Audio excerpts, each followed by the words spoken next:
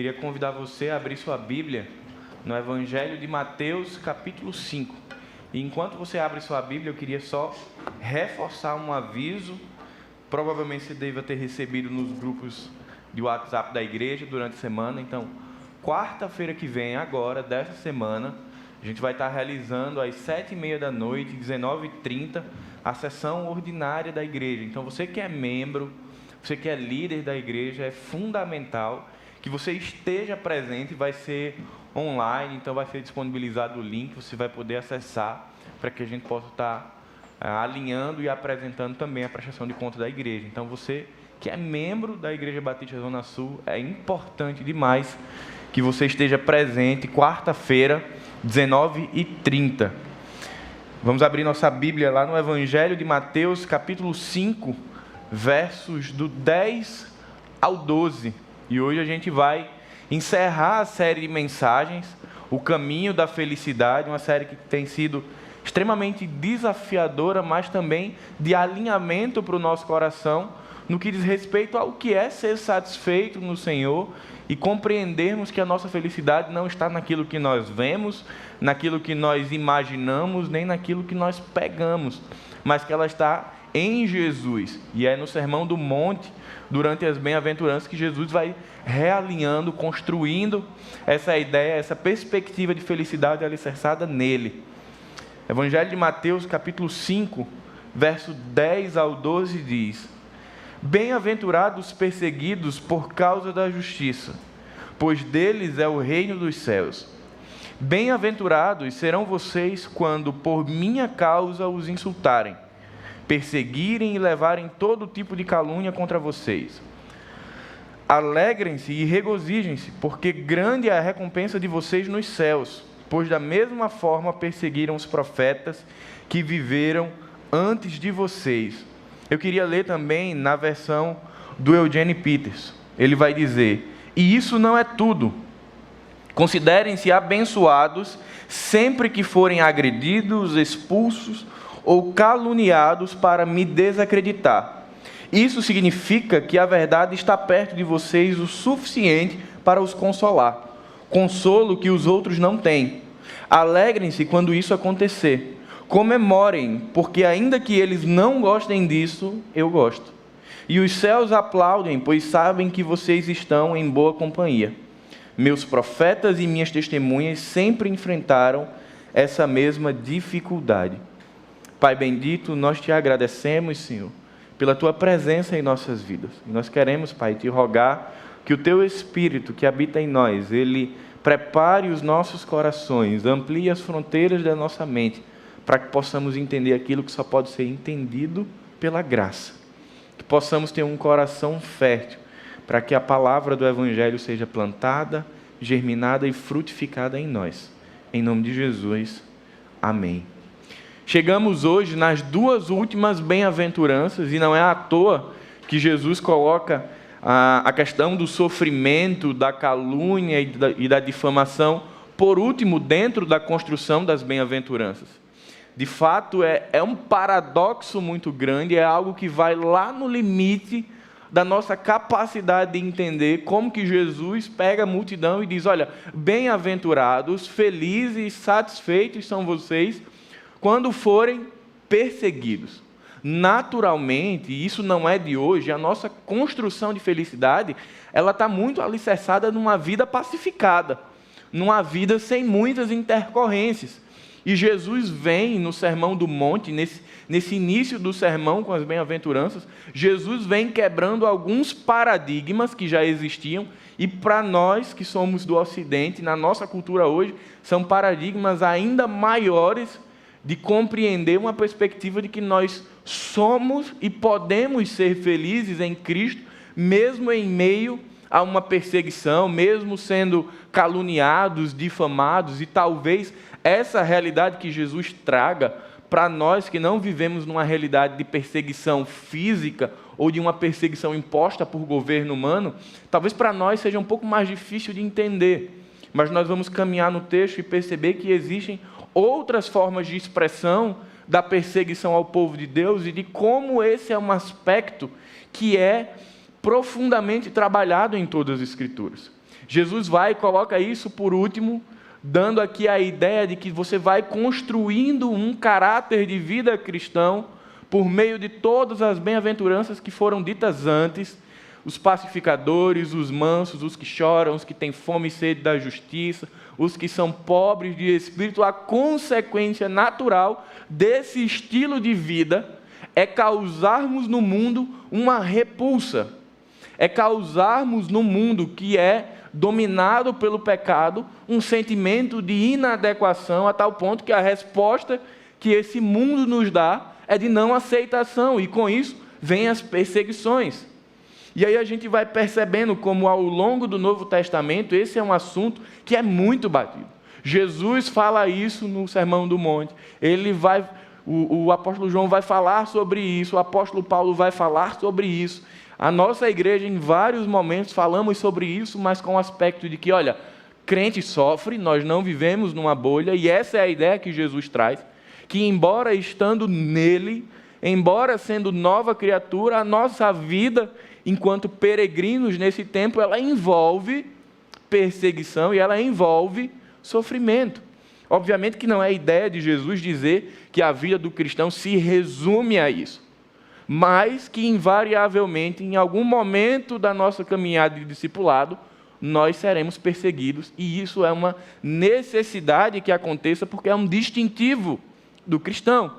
E a gente vai perceber como o Novo Testamento ele vai reforçando essa ideia de que se nós vivemos uma vida que testifica a Jesus, e que por isso somos bem-aventurados, naturalmente essa vida, em algum momento, ela vai nos colocar diante de uma perseguição. Por isso que eu disse no início que nós temos que tomar muito cuidado, porque perseguição no nosso contexto tem um sentido, mas se você vai para a Jordânia, se você vai para o Iraque ou para outros países da Ásia, para eles a perseguição tem um sentido muito mais tátil do que a gente. Se você vai para o Egito.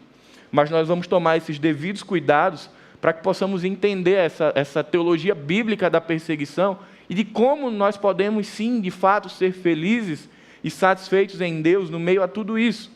E eu queria que você mantivesse sua Bíblia sempre aberta. Hoje nós vamos passear por alguns textos, e eu já queria lhe convidar a abrir o Evangelho de João, capítulo 15, verso 18 e 19.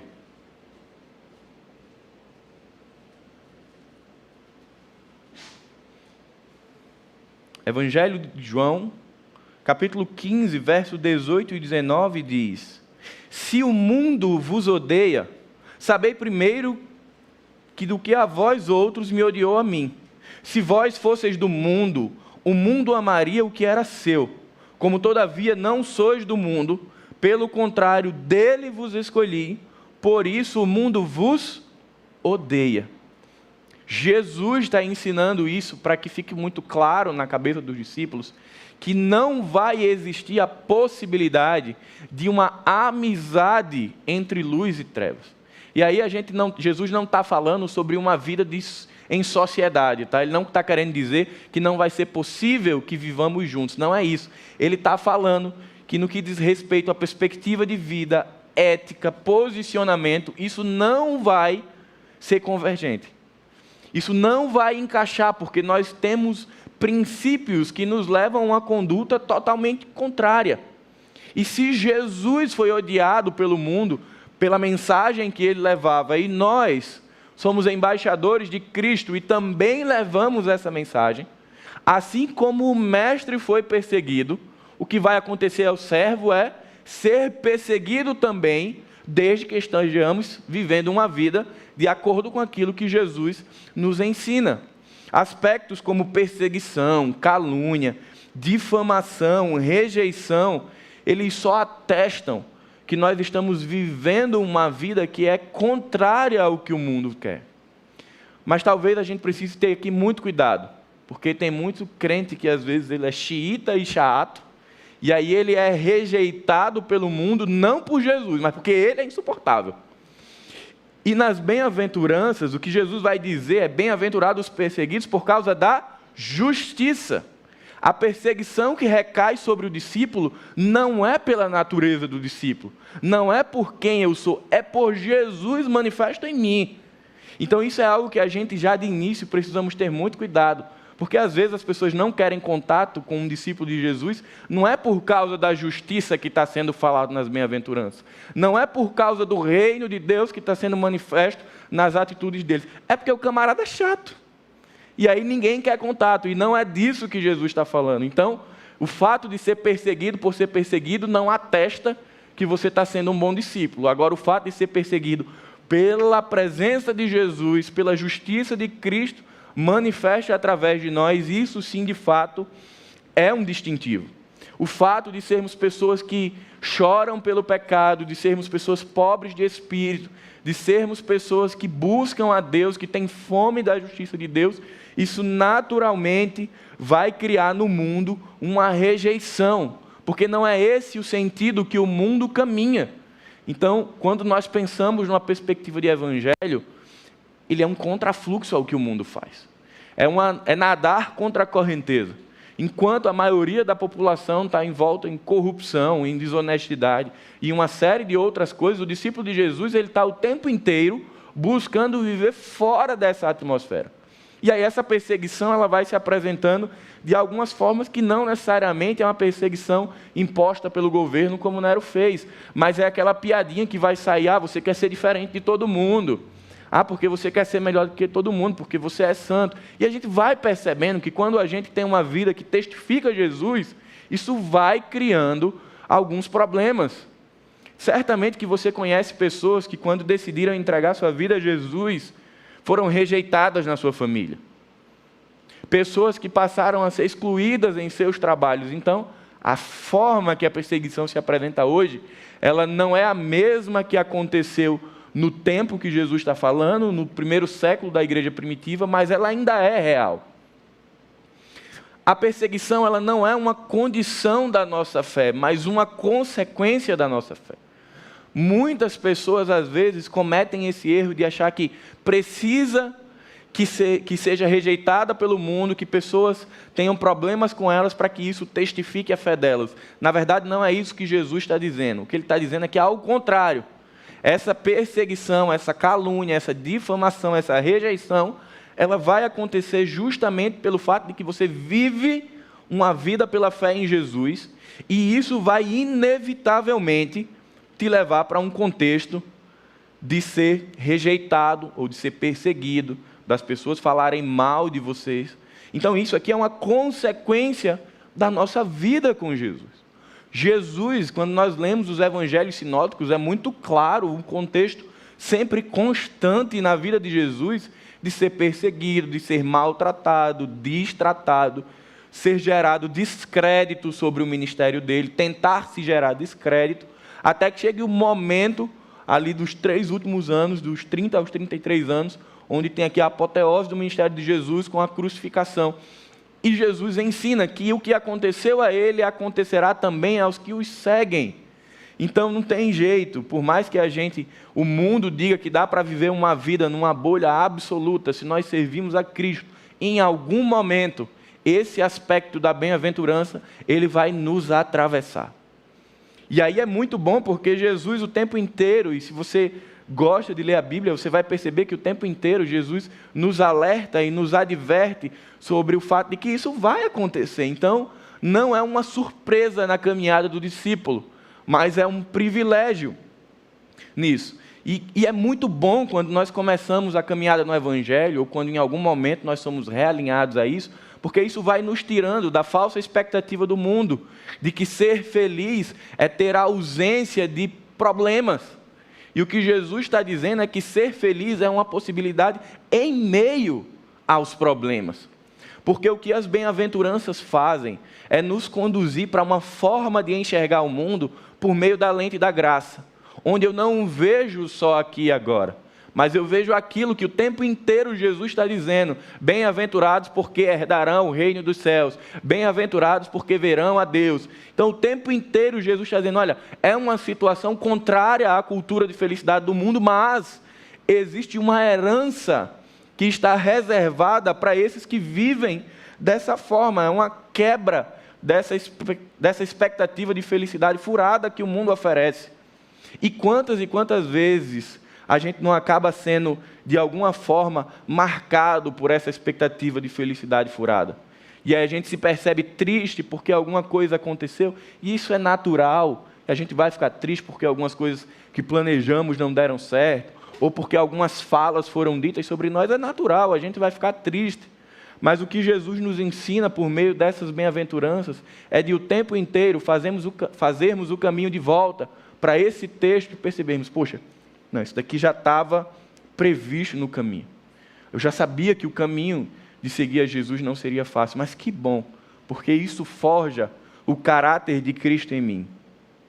O grande ensinamento dessa bem-aventurança é nos deixar preparados e conscientes de que perseguição, dor, sofrimento, calúnia, difamação, intrigas, isso vai acontecer em algum momento da nossa vida. Talvez já tenha acontecido na sua vida, talvez esteja acontecendo hoje na sua vida, e se você não se enquadrou em nenhuma das duas anteriores, eu creio que em algum momento você vai passar por isso. E aí Jesus vai nos ensinando a como viver dentro dessa perspectiva. E aí Jesus não está querendo falar sobre martírio, tá? Não está querendo falar aquela perspectiva de que eu tenho que buscar ser o servo sofredor e que eu tenho que o tempo inteiro estar sofrendo. E aí se cria muitas vezes uma atmosfera de vitimização. Não, não é isso. O plano de Deus para a sua igreja não é de conviver o tempo inteiro com perseguição. Se a gente for estudar um pouco o Novo Testamento, os planos de Deus para a sua igreja é outro, mas no meio deste plano que eu fui chamado e que você foi chamado para a missão de Deus, nesse trajeto de discipulado, vão acontecer essas coisas, e isso é uma oportunidade para nós irmos realinhando o nosso coração com o Senhor. Tacinha, quando ela estava ministrando, ela citou o exemplo de Jó. Jó é um exemplo de ter sofrido, não uma perseguição, mas de ter tido um sofrimento na sua carne. E o John MacArthur, ele traz uma perspectiva sobre sofrimento e perseguição bem interessante. Ele diz que são nesses momentos que nós mais produzimos intimidade com o Senhor. Eu concordo com o John MacArthur, mas eu acho que nós não deveríamos fazer isso só nesse momento. Veja, se você tiver, isso é um clássico que a gente brinca, você tiver um avião cheio de cristãos e tiver alguém que não conhece a Jesus, se o piloto disser, vamos cair, quem não quer nem saber de Jesus, ele diz, olha, eu já vou cair, mas eu vou aproveitar e vou pedir a Jesus que não me deixe morrer. Todo mundo, na hora da dor e da perseguição, ele vai tender a buscar a Deus. Mas a perspectiva não é essa. Nós devemos nos relacionar a Deus por quem Ele é e não pelas circunstâncias que nós vivemos. É isso que Jesus ensina nas bem-aventuranças. É isso que Paulo ensina também lá na carta aos Filipenses, quando ele vai dizer, olha, aprendi a viver de todas as formas. E ele vai descrevendo na escassez, na abundância, no frio, no calor, e no final ele diz, por isso tudo posso naquele que me fortalece. Então Paulo, assim como Jesus, ele tira o nosso olhar da circunstância e nos coloca em Jesus. É isso que essa série como um todo, o caminho da felicidade, tentou fazer o tempo inteiro. É percebermos que as circunstâncias que Jesus coloca, elas são inevitáveis, elas vão acontecer, que existe uma forma de responder a tudo isso, mas que no fim de tudo, o que importa é que a gente esteja olhando para Jesus. Porque enquanto a gente está olhando para Jesus, a gente vai passando por esse caminho de peregrinação que envolve perseguição. Especificamente em Mateus capítulo 5, quando Jesus está ensinando a multidão no Sermão do Monte, ele vai falando das dificuldades daqueles que iriam segui-lo. E aí no mundo antigo de Jesus, decidir segui-lo tinha uma implicação social. Você não iria mais para as festividades que tinham da região, porque grande maioria envolvia adorações ou relações com deuses pagãos. Então, se você era um seguidor de Jesus, você não ia mais. Então, seu aspecto de entretenimento, de relacionamento ficava comprometido, mas você estava disposto a viver isso porque você estava abraçando a Jesus. Muitas pessoas eram abandonadas por sua família, por estar se juntando àquilo que o Império Romano chamava de uma seita perigosa. Então, como o Império Romano passa a perseguir o cristianismo, aqueles que se abraçam com o cristianismo e abraçam Jesus, são negados pela sua família. E aí a gente vai começando a perceber quando Jesus diz, olha, eu não vim para produzir união, mas divisão. A gente vai vendo que o evangelho, aqui no contexto primitivo, ele tinha um custo alto para quem decidia seguir Jesus. Mas que tudo isso era interessante para o discípulo, porque ele estava disposto a amar mais a Jesus do que tudo. Então ele ia perdendo esses aspectos sociais para que pudesse estar próximo a Jesus. E aí lá no 1º e 2º século, quando a igreja vive uma intensa perseguição, e engraçado, gente, porque Jesus sabia de tudo que ia acontecer, e mesmo assim ele diz, bem-aventurados os perseguidos.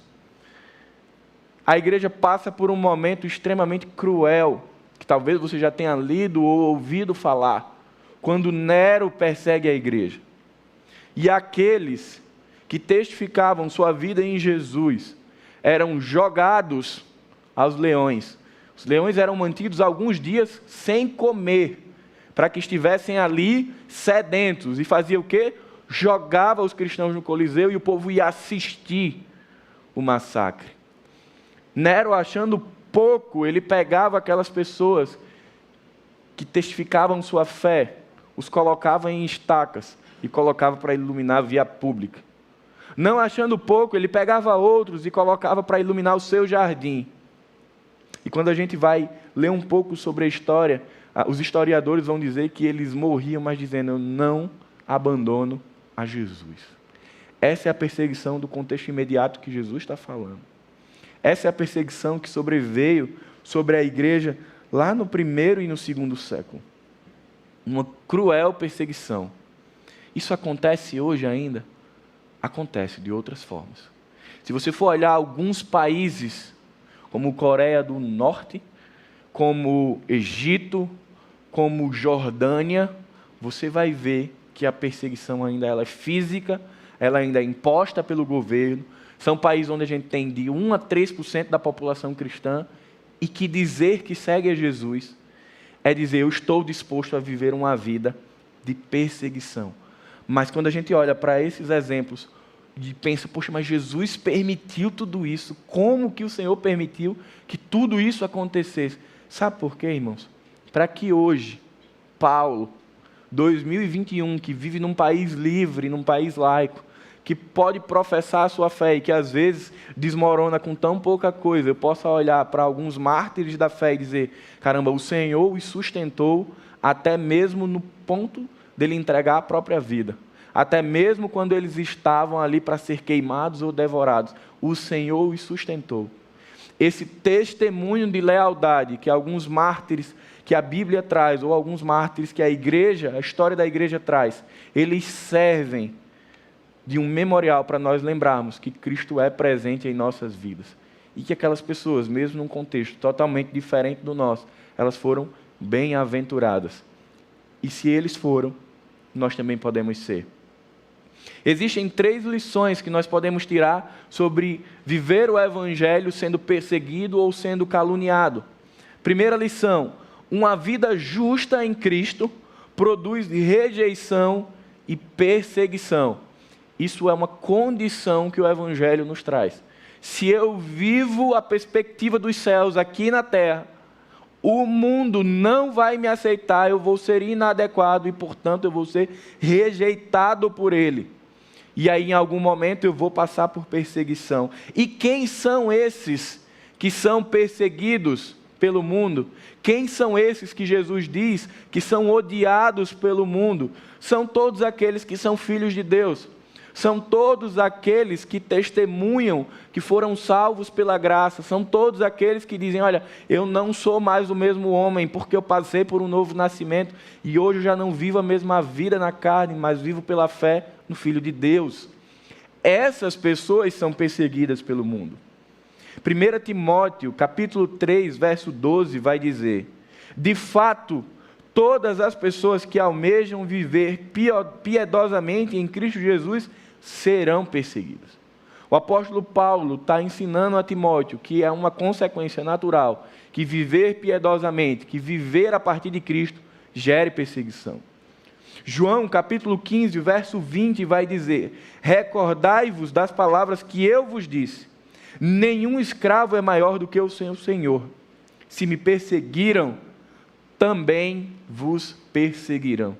Jesus está ensinando, olha, eu fui perseguido. Se você me segue, você também vai ser perseguido. Os cristãos eram perseguidos pelo fato de ter uma vida alicerçada em Jesus. Os cristãos eram perseguidos por terem uma perspectiva social também que ia de encontro ao governo. Quando a gente para e vai olhar um pouco desse contexto, existia anualmente algo que Nero fazia com os cristãos.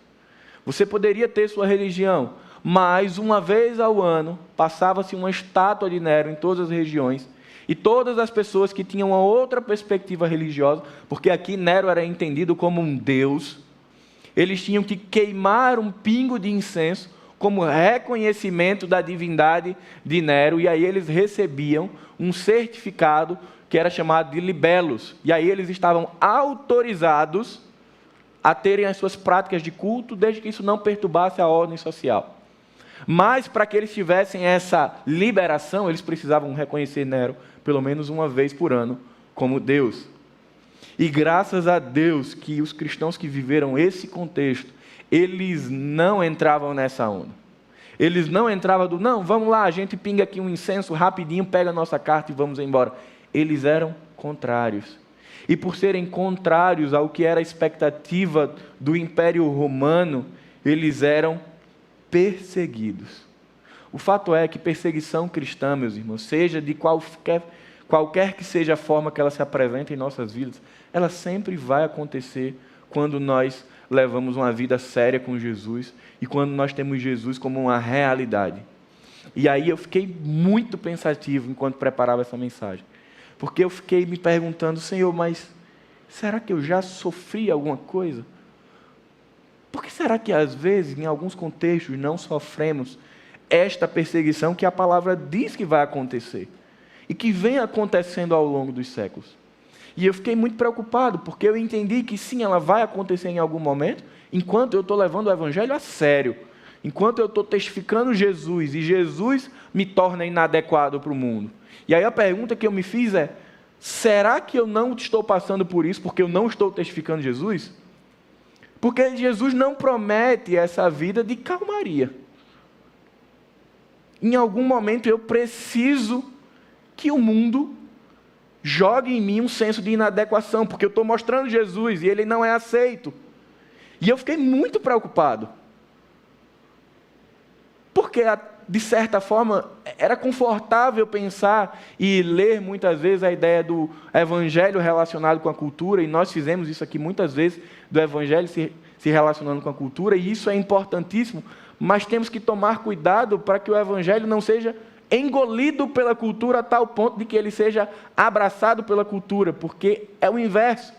É o evangelho quem lê a cultura a partir dele, e não a cultura que lê o evangelho.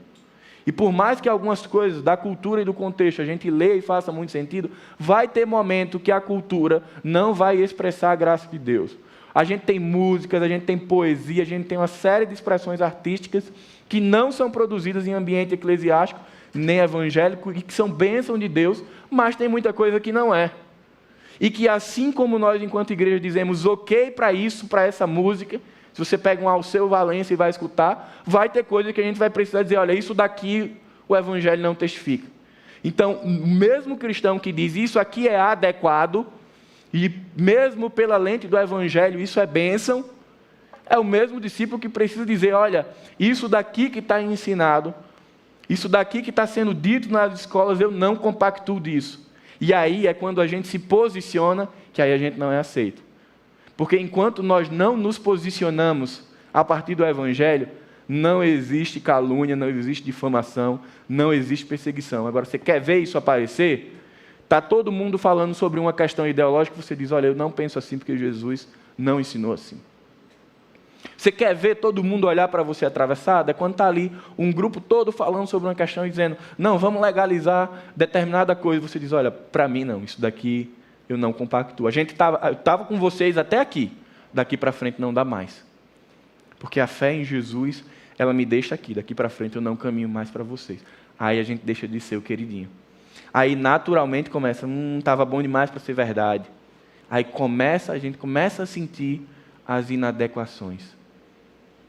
Diante desse cenário de sabermos quem são os perseguidores, e aí Jesus lá em Romanos, na verdade o apóstolo Paulo, lá em Romanos 8, de 5 a 8, vai dizer: quem vive segundo a carne tem a mente voltada para o que a carne deseja, mas quem vive de acordo com o Espírito tem a mente voltada para o que o Espírito deseja.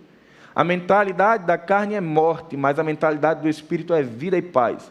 A mentalidade da carne é inimiga de Deus, porque não se submete à lei de Deus, nem pode fazê-lo. Quem é dominado pela carne não pode agradar a Deus. Estamos falando de uma questão que é oposta. A mentalidade do Espírito e a mentalidade da carne, elas vão se chocar. O Evangelho não dá margem para dizer que elas vão se encaixar. Elas vão colidir. A mentalidade do Espírito é vida e paz. A mentalidade da carne é morte. Não tem espaço para convergência. Então, por isso que eu falo com absoluta convicção de que quando nós testificamos Jesus na nossa vida, através da nossa conduta social, através da nossa espiritualidade, não tem jeito, em algum momento vai vir a calúnia, em algum momento vai vir a difamação, em algum momento vai vir aquela piadinha para nos ridicularizar, não tem jeito. Em diversos momentos, nós podemos ficar sobrecarregados com o peso dessa atmosfera e perguntarmos, mas isso vai durar por quanto tempo? Queridos, enquanto nós estivermos aqui, nós estaremos sujeitos a ser atravessados por isso. Como eu falei lá no início, não é plano de Deus que a sua igreja seja perseguida o tempo inteiro, mas Ele nos deixa muito cientes de que isso vai acontecer. O que eu sei é que, de fato, perseguição, dor, sofrimento, angústia, eles perduram por quanto tempo o Senhor assim permitir. Eles atingem o nível que assim o Senhor permitir. E que eles cessam quando assim o Senhor quiser. A gente vai olhar para toda a teologia bíblica da perseguição e do sofrimento e algumas coisas a gente não consegue dar uma resposta prática. Como, quando, por quanto tempo, tudo isso são instrumentos de Deus. Deus usa isso como ferramentas de aperfeiçoamento do seu povo. Passar por lutas e dificuldades é ter o caráter de Cristo sendo forjado em nós. Você entende por que Jesus diz bem-aventurados os perseguidos? Porque quando você se pega na perseguição e você faz a reflexão e diz, caramba, eu estou sendo perseguido porque eu estou testificando Jesus. Eu estou sendo perseguido porque o mundo me tem como inadequado, porque eu manifesto Jesus. Você vai estar tão feliz com o fato de ser alguém que é sal e que é luz, que isso vai te levar a uma satisfação de dizer, poxa, eu estou conectado ao Senhor e está acontecendo aquilo que é natural, eu estou muito feliz com isso, porque eu estou bem com Deus. E aí você fica feliz, não pela circunstância, mas pelo fato de que ela testifica a sua relação com Deus.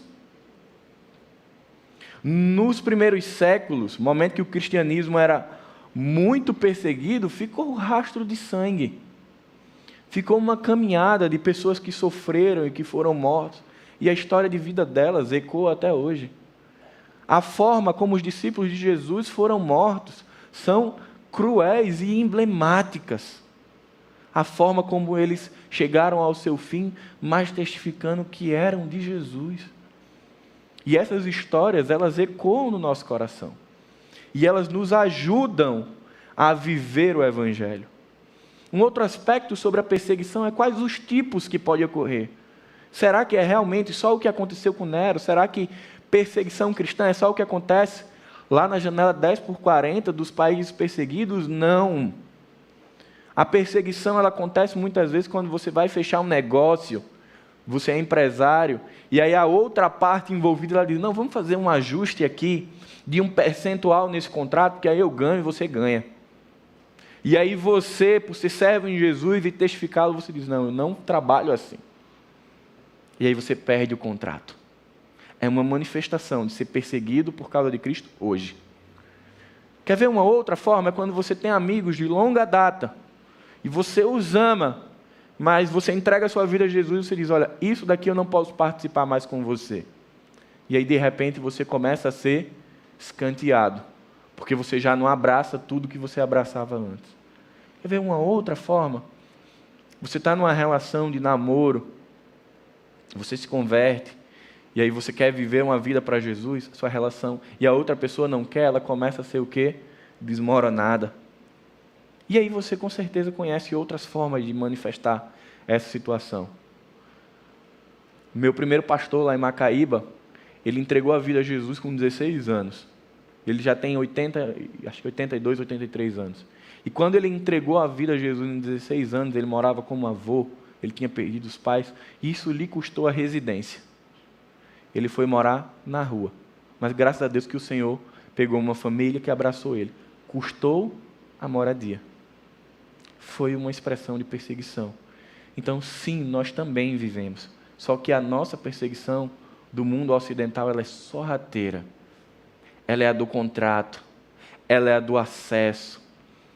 Ela é a do grupo de amigos ou do ambiente de trabalho que você, por ser cristão e não ter determinadas condutas, você não recebe as oportunidades. Pessoas que nem têm tanto gabarito quanto você, têm oportunidade de crescer porque estão dispostas a abraçar algumas coisas indevidas e você não, porque você não topa aquilo. Então perceba, isso é uma realidade. Mas a pergunta que eu preciso fazer ao meu coração e nós precisamos fazer é: quais têm sido as perseguições e aflições que já nos alcançaram até hoje? Já passamos por isso? Já fomos atravessados? Essa atmosfera já cruzou o nosso caminho? E se cruzou, como eu reagi? Será que na época que isso aconteceu hoje, eu consegui olhar e dizer que eu sou bem-aventurado? Jesus está dizendo que é possível. Lógico, nós cada um temos uma caminhada de crescimento espiritual. Talvez eu ontem não conseguisse dizer, olha, estou feliz porque estou passando por isso. Mas à medida que a gente se relaciona com Cristo e amadurece, essas possibilidades vão se tornando reais e a gente vai atingindo uma estatura que a gente passa por isso e diz, eu estou feliz. Eu estou feliz porque isso está acontecendo na minha vida, porque isso está testificando Jesus. O texto que eu citei lá no início de Filipenses, Paulo diz, não estou dizendo isso porque esteja necessitado, pois aprendi a adaptar-me a toda e qualquer circunstância. Sei o que é passar necessidade e sei o que é ter fartura. Aprendi o segredo de viver contente em toda e qualquer situação. Seja bem alimentado, seja com fome, tendo muito ou tendo passado necessidade, tudo posso naquele que me fortalece. Por fim, dessa primeira lição, não é a perseguição que nos faz herdar o reino de Deus. Verso 10. Bem-aventurados perseguidos, porque deles é o reino dos céus. Não é perseguição que nos faz herdar o reino dos céus, mas é o reino dos céus como uma verdade em nossas vidas quem nos faz ser perseguidos. Jesus aqui, mais uma vez, ele quebra qualquer perspectiva de participação humana na salvação. Não é por uma vida de martírio, dor e sofrimento que você herda os céus. Isso é um presente de Deus. Mas este presente, ele traz com ele, e quando eu o abraço e eu o vivo, ele traz aspectos que nos machucam, como dor, perseguição, calúnia e difamação. Segunda lição, a eternidade regula nosso comportamento e sentido. Não sei se você já viu, tem gente, até Pedro falou isso alguns dias atrás, quando falou sobre os pacificadores. Não se trata de uma disposição de personalidade, de responder com a paz ao que o mundo nos oferece. Se trata de responder com aquilo que recebemos de Cristo. E muitas vezes, tem cristão que adora uma perseguição ou um probleminha. Ainda diz aquela frase, eu dou um boi para não entrar numa confusão, mas dou uma boiada para não sair nela. Só que Jesus vai dizer que o que regula a forma de enfrentarmos essa perseguição é a eternidade. Bem-aventurado. E aí ele muda de pessoa. Enquanto ele está falando na terceira pessoa, no verso 10, no 11 e 12, ele diz, bem-aventurados são vocês. Agora, vocês que estão aqui. E ele vai ensinar uma resposta a essa perseguição. Lá em Mateus 10, 23, ele vai dizer, quando forem perseguidos num lugar, fujam para o outro. Eu garanto que vocês não terão percorrido todas as cidades de Israel, até que venha o Filho do Homem. Não tem necessidade de nós buscarmos confusão. Você não precisa criar um cenário para ser perseguido. Isso já vai acontecer. Mas o que Jesus está dizendo é que se você puder evitar o confronto, se você puder evitar esse cenário, evite até onde for possível, desde que isso não corrompa a sua consciência cristã. Jesus está dizendo que a gente olha para esse cenário a partir da eternidade e que não vai adiantar entrar em rota de conflito. Você vai vivendo e vai testificando Jesus. Às vezes a gente quer construir um racionalismo ou romantizar. Não, eu vou negociar aqui para evitar. Mas vão ter momentos, queridos, que não vai dar.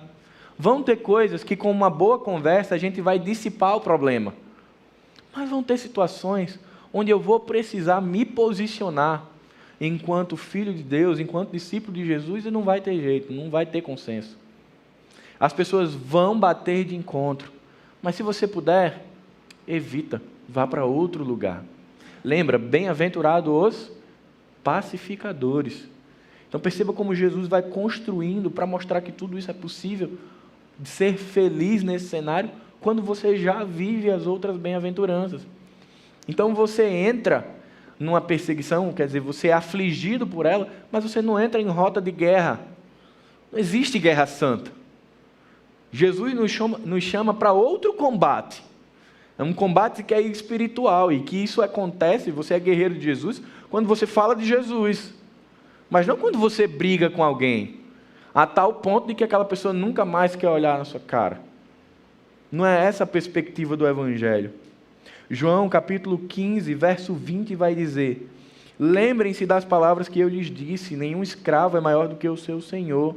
Se me perseguiram, também perseguirão você. Perceba quantas vezes Jesus entrou em roda de conflito. Nossa referência é sempre Jesus. Jesus está lá com os fariseus, é confrontado, o texto vai dizer que ele ficou o quê? Calado. Engraçado, né? Jesus não tinha esse distintivo de ser o apologeta, como muitos cristãos têm hoje. Porque se alguém diz alguma coisa, eu preciso lançar a espada para defender o Evangelho, porque ai do Evangelho se eu não o defendê-lo. Jesus fica calado. Jesus está ali sendo conduzido à cruz, sem rota de conflito. Está sendo perseguido, está sendo maltratado, será crucificado. Silêncio. Quando Herodes o questiona, silêncio. A única vez que Jesus... Como era que Jesus confrontava? Com o ensino da palavra. Com testemunho de vida. Você não vê Jesus batendo boca. Você não vê Jesus postando na rede social dele da época nenhum textão. Ele não fazia isso. Jesus confrontava o mundo vivendo o Evangelho. Você quer dar uma resposta à perseguição? Viva o Evangelho. Não precisa mais do que isso. Guarde os princípios da fé, abrace-os, viva-os. Essa é a melhor resposta. E certamente a mão do Senhor aliviará essa perseguição quando assim Ele quiser. Mas enquanto Ele não o fizer, você está sendo forjado. Você está sendo ali refinado no fogo das durezas da vida para que você se pareça mais com Jesus. E por fim, terceira lição: o fim da jornada é o reino dos céus. Tudo isso, toda essa perseguição, toda essa calúnia, difamação, fofocas, intrigas, rejeição, inadequação, tudo isso vai passar. Isso não vai durar muito tempo. Romanos capítulo 8, e aí o apóstolo Paulo, para mim, ele fecha essa compreensão de uma forma espetacular. Romanos capítulo 8, verso 18 vai dizer: considero que os nossos sofrimentos atuais não podem ser comparados com a glória que em nós será revelada. O apóstolo Paulo está fazendo um exercício de olhar para o agora. Não considero que as circunstâncias atuais, e olhe, ele estava sofrendo aqui, não podem ser comparadas com o que eu estou vendo quando eu olho lá para frente. Porque o que me aguarda lá na frente, a minha herança nos céus, ela é muito maior e muito mais pesada do que aquilo que eu vivo hoje. E aí lá em 2 Coríntios 16, 17, ele vai dizer: por isso não desanimamos, embora exteriormente estejamos a desgastar-nos, interiormente estamos renovados dia após dia, pois os nossos sofrimentos leves e momentâneos estão produzindo para nós uma glória eterna que pesa mais do que todos eles. A ideia de Paulo aqui é de uma balança clássica, aquela que tem 2 pratos. E o que Paulo está querendo dizer é que se em um prato você coloca o peso da glória e ele desce, não tem circunstância que se amontoe do outro lado do prato. Você pode botar tudo que o mundo pode fazer. Isso não vai nem mexer o prato do peso da glória de Deus que está reservado para a gente.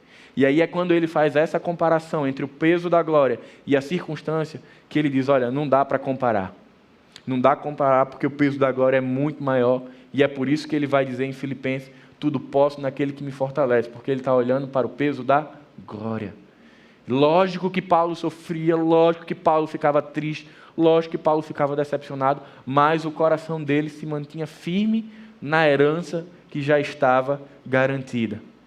E concluindo a nossa série, só é possível ser feliz na perseguição quem já conhece e quem já desfruta de uma relação com Deus.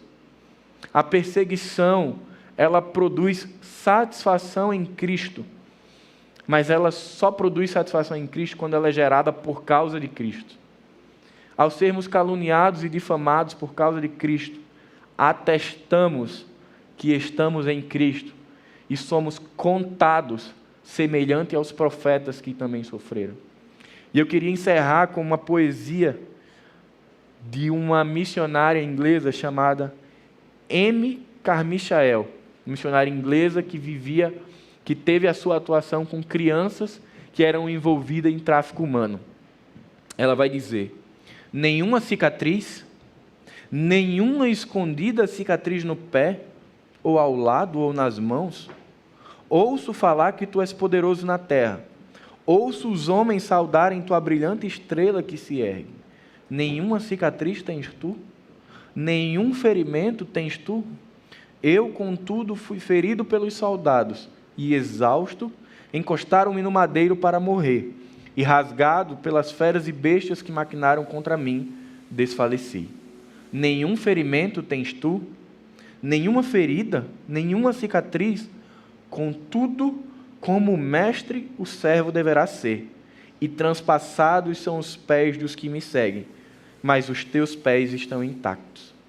Pode ter seguido muito quem não possui ferida ou cicatriz? O Evangelho, ele mostra Jesus na cruz do Calvário. Isaías 53 vai falar do servo sofredor que recebeu o castigo que nos traz a paz. As mãos, os pés de Jesus foram transpassados pela perseguição. Jesus vai dizer que assim como foi o mestre, assim será com os seus discípulos. Inevitavelmente, viver a vida do Evangelho, inevitavelmente, viver a felicidade de Jesus envolve cicatrizes. Ter uma vida cristã real, ter uma vida cristã em Jesus, vai fazer que em algum momento nós sejamos machucados. Ora pelo mundo, que não nos aceita, que na verdade não aceita Jesus que vive em nós. Ora por nós mesmos que nos machucamos, mas não tem jeito. Cicatrizes serão deixadas. Mas eu encerro a série dizendo, mesmo com tudo isso, Jesus diz, bem-aventurados são vocês. Eu sou bem-aventurado, você é bem-aventurado, nós somos felizes, porque temos o privilégio de viver tudo isso que o Evangelho nos oferece. Ele termina as bem-aventuranças dizendo, olha, perseguição, calúnia e difamação. Mas isso tem um tempo para acabar. Vai ter um momento onde a gente não vai estar mais sujeito a isso. A gente vai estar desfrutando de Jesus. A minha oração é que nós possamos ter um ano abençoado por Deus. Feliz em Jesus. Eu ainda não sei o que vai me acontecer ao longo do ano, não sei o que vai acontecer a cada um de nós, mas sei do que Jesus nos garante, do que Ele nos promete, de que nós somos e podemos continuar sendo felizes nele. Que você possa desfrutar de um ano, a partir de fevereiro em diante, com a compreensão de que sua felicidade não está no que você vive, mas naquilo que você já tem, que é a herança de Deus.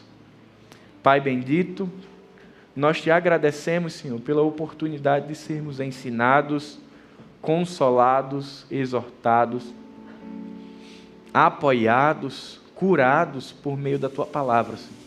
Nós te pedimos, Senhor, nos ajuda a vermos o mundo e a vida pelas lentes da fé, pelas lentes da graça e não apenas pelas lentes dos óculos.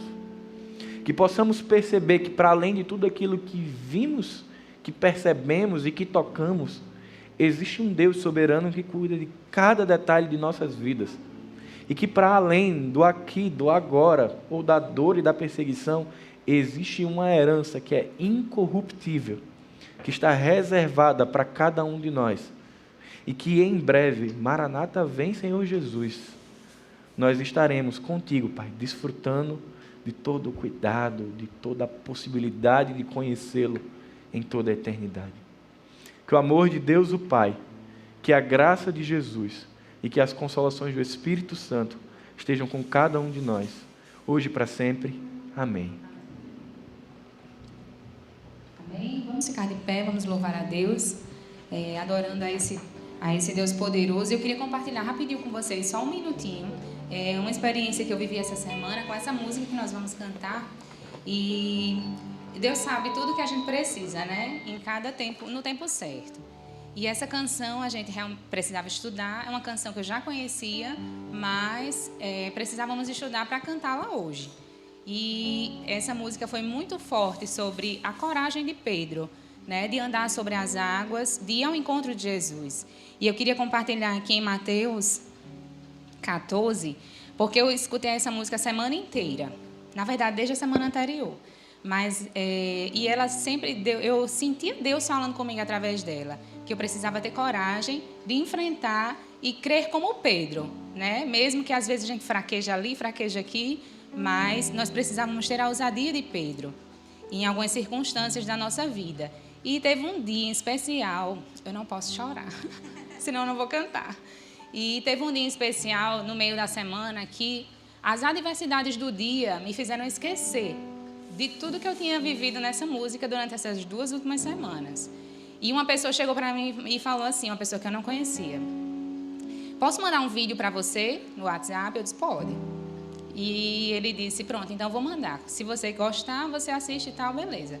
Quando o vídeo chegou, era um pastor falando justamente sobre o texto em que Pedro anda sobre as águas e vai ao encontro de Jesus. E na hora eu comecei a chorar, porque eu vi que era Deus falando comigo ali, que eu precisava ter a coragem de Pedro em encontrar Jesus. E muitas vezes a gente fica cego, né? Pelas adversidades, pelas dificuldades que a gente encontra no caminho. E a gente esquece que indo ao encontro de Jesus, ele falava muito sobre isso, sobre a ousadia de Pedro, de se levantar do barco e encontrar Jesus sobre as águas. Ele foi o único que teve essa coragem. Os outros não tiveram. Ficaram aterrorizados, né? Assim, achando que era um fantasma e tal, mas não tiveram a coragem de se levantar. E naquele dia eu entendi que Deus realmente tinha separado essa música para falar comigo naquele momento que eu precisava. Embora tantas vezes já tivesse ouvido essa canção. Então que hoje você também possa se sentir como Pedro. Aqui em Mateus, ele diz assim no texto, né? Mateus 14, 27. Você pode ler em casa, certo? 25. Alta madrugada, Jesus dirigiu-se a eles, andando sobre o mar. Quando o viram andando sobre o mar, ficaram aterrorizados e disseram, é um fantasma, e gritaram de medo. Mas Jesus imediatamente lhes disse, coragem, sou eu, não tenham medo. Senhor, disse Pedro, se és tu, manda-me ir ao teu encontro sobre as águas. Olha como Pedro foi corajoso, né, e ousado. E ele creu que Jesus podia fazer aquilo ali, aquela coisa extraordinária que era andar sobre as águas. E Jesus disse que venha, venha, respondeu ele. Então Pedro saiu do barco, andou sobre as águas e foi na direção de Jesus. Mas quando reparou no vento, ficou com medo e, começando a afundar, gritou, Senhor, salva-me. Imediatamente Jesus estendeu a mão e o segurou e disse, homem de pequena fé, por que você duvidou? Quando entraram no barco, o vento cessou, e os que estavam no barco adoraram, dizendo: verdadeiramente, tu és o Filho de Deus. Amém? Que você possa, então, ter a coragem de Pedro, assim como eu precisei ter essa semana, né? Para, mesmo diante das dificuldades, quando ele viu o vento, viu as adversidades, viu o mar furioso, ele teve medo, né? E deixou, por um momentozinho ali, ele duvidou do que Deus podia fazer, do que Jesus podia fazer. E Jesus disse a ele: não tenha medo, eu estou com você. Amém? Coragem. Que Deus abençoe sua semana e vamos louvar Ele com essa canção.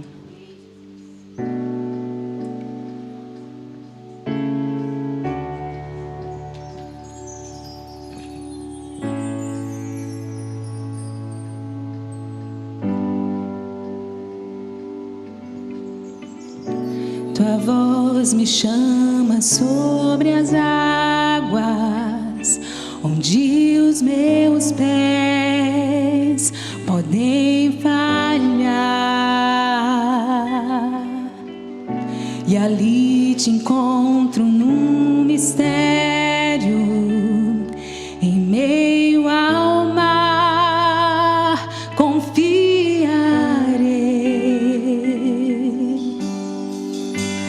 E ao teu nome clamarei,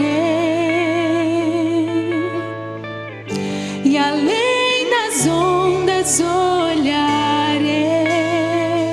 Se o mar crescer, somente em ti descansarei, pois eu sou teu e tu és meu.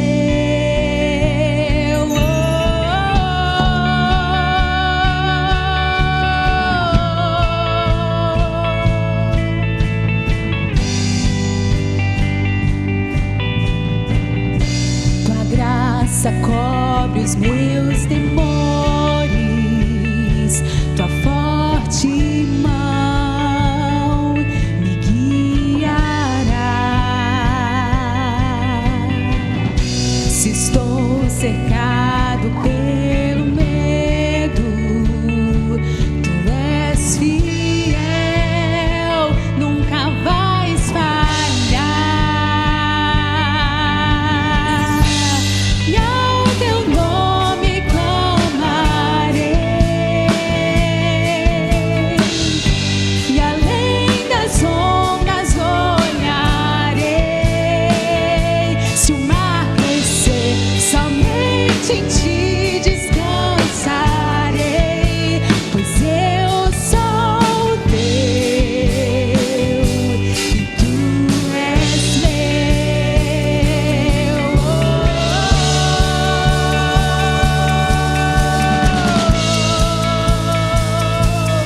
Tu és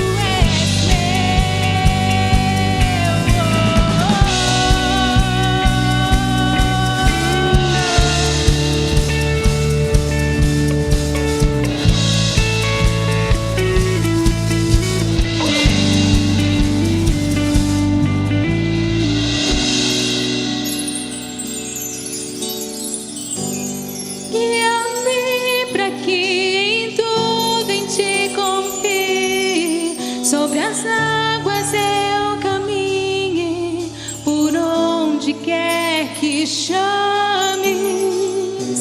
Leva-me mais fundo do que já estive, e minha fé será mais firme, Senhor, em tua presença.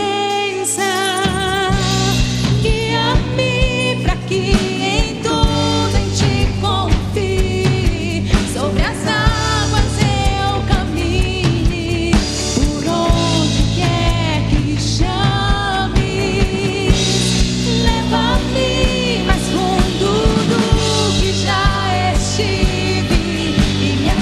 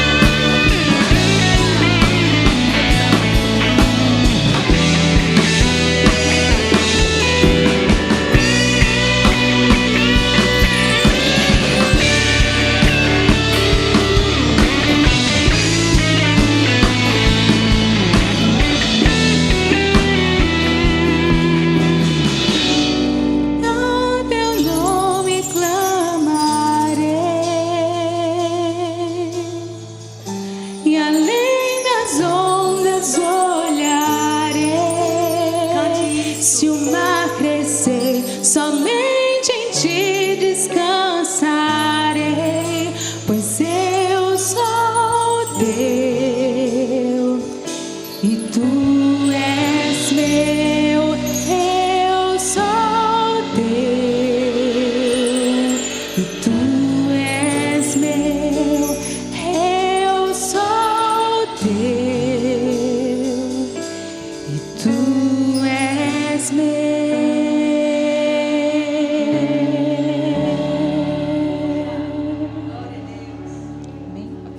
Amém. Tenhamos uma semana em paz na presença do Senhor. Que sejamos felizes com o nosso Deus. Amém?